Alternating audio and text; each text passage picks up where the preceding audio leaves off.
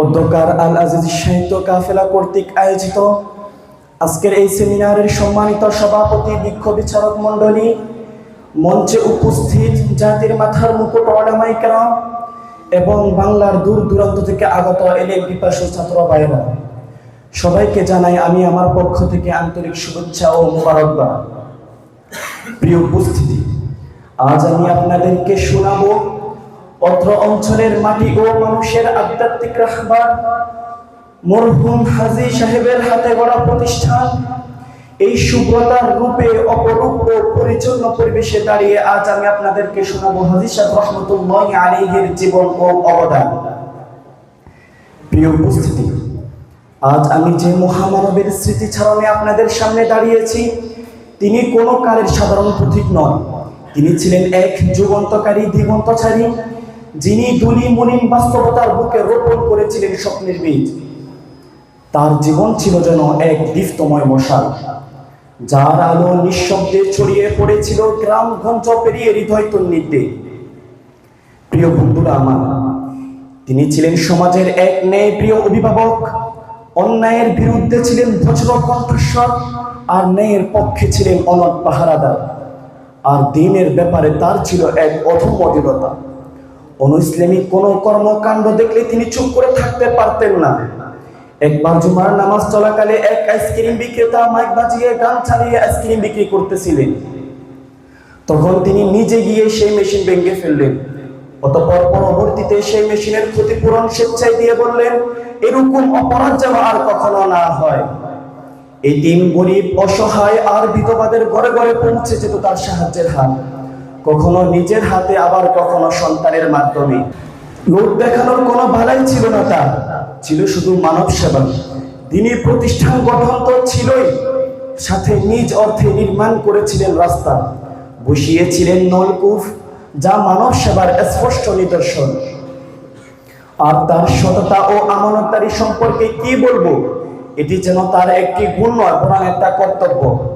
তাই তো মানুষ তার কাছে গুছিয়ে রাখতো টাকা পয়সা, স্বর্ণ মুদ্রা, এমনকি জমির দলিল। শুধু মুসলিম নয়, হিন্দু সম্প্রদায়ের মানুষও তার কাছে রেখে যেত আমানত, কারণ সবাই জানতো ওহাব সাহেবের হাতে আমানত মানে শতভাগ নিরাপদ। প্রিয় উপস্থিতি, তার দাদা শেখ আব্দুল্লাহ রহমতুল্লাহি আলাইহির নির্মিত মসজিদকে তিনি আধুনিকায়নের উদ্যোগ নিলেন। তাই নিজ অর্থে মসজিদের দক্ষিণে জামাদার বাড়ির পাশে একটি ইট ভাটা নির্মাণ করলেন। ইট বানালেন, মসজিদ বানালেন, অতঃপর ইট ভাটাকে বন্ধ করে দিলেন। কেননা তিনার লক্ষ্য ছিল লাভ নয়, বরং সদকায়ে জারিয়া। শুধু তাই নয়, মাদ্রাসার উত্তরে সেখানে মাদ্রাসার জন্য সর্বপ্রথম 3 সেট ভবন নির্মাণ করলেন নিজ হাতে। শুনে অবাক হবেন যে তিনি শুধু পরিকল্পনাকারী ছিলেন না, ছিলেন মিস্ত্রির সহকারীও। প্রিয় উপস্থিতি, সময় এবং নদীর স্রোত কখনো থেমে থাকে না।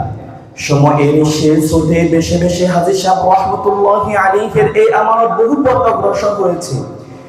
ধীরে ধীরে এগিয়ে চলছে তার চূড়ান্ত গন্তব্য পানে। আজকের মঠবাড়িয়া আজিজুল উলুম শুধু একটি মাদ্রাসার নাম নয়, বরং মঠবাড়িয়া আজিজুল উলুম হচ্ছে আল্লাহর বিধানকে আল্লাহর জমিনে বাস্তবায়ন করার একটি কারখানা। মঠবাড়িয়া মাদ্রাসা হলো মন মুকুটে হিন্দুলিত একটি চেতনা। মঠবাড়িয়া মাদ্রাসা হলো হৃদয়ের তপদান অনুভূতি। মঠবাড়িয়া মাদ্রাসা হলো শত ঝড়ের মাঝেও শির উঁচু করে দণ্ডায়মান এক কঠিন সেনা ছাউনি। 58 বছরের পূর্বের মঠবাড়িয়া আজিজুল উলুম আর আজকের মঠবাড়িয়া আজিজুল উলুমের মধ্যে কতই না পার্থক্য। আজ আমরা যারা এই সুবিশাল ক্যাম্পাসের চাঁদের নিচে বসবাস করছি, আমরা হয়তো কল্পনাও করতে পারবো না পূর্বেকার সেই ছাত্রাগারের কথা। প্রিয় এলেম পিপাসু ছাত্র ভাইরা আমার, দুনিয়াতে প্রতিটা জিনিসের একটি সমাপ্তি থাকে। ইতিহাসের এই ক্ষণজম্মা মহাপুরুষ 1998 সালের 1 মার্চ রোজ বৃহস্পতিবার দিবাগত রাত অর্থাৎ জুমার রাতে 10 ঘটিকায় অসংখ্য গুণগাহী ও আত্মীয় স্বজনকে সুখ সাগরে ভাসিয়ে ইহকাল ত্যাগ করেন। ইন্না লিল্লাহি ওয়া ইন্না ইলাইহি রাজিউন। আজ তিনি শায়িত আছেন এই মাদ্রাসার চত্বরের দক্ষিণ প্রান্তে। একদিকে কোরআনের পাখিদের কণ্ঠে সুমধুর তেলাওয়াত, অন্যদিকে আযানে ইকামত এবং তালিবে ইলমের হৃদয়গাহী কণ্ঠে উচ্চারিত আল্লাহ قال رسول الله وبه قال حدثنا ইত্যাদি হাদিসের অমিয় পানিগেরা যেন অনন্ত শান্তির ঘুমে বিশ্রাম নিচ্ছেন। সাকাল্লাহু সাওয়াহু ওয়া জাআলাল জান্নাতা মাসওয়াহু।